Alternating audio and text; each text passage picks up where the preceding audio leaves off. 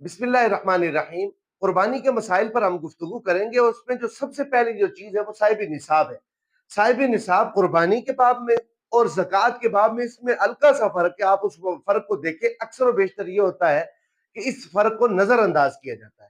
صاحب نصاب ہونے کا مطلب یہ ہے کہ وہ آدمی جس کے پاس 7.5 تولہ سونا یا 52.5 تولہ چاندی اس کے پاس یا اس کے عوض جو ہے وہ پیسے پڑے ہوئے ہوں تو وہ آدمی صاحب نصاب کہلایا جاتا ہے۔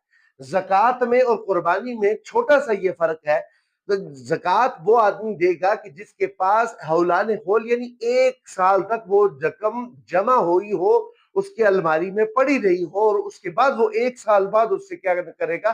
زکوٰۃ نکالے گا۔ مثال کے طور پر آج اگر 28 تاریخ ہے، آج 28/2025 سے لے کر 28/2026 تک ایک آدمی کے پاس الماری کے اندر رقم رہتی ہے، رقم سیف رہتی ہے، اس میں سے کوئی پیسہ نہیں نکلتا۔ 1 سال بعد جس وقت اس کے بعد اسے اس پیسوں سے زکوٰۃ نکلے گی۔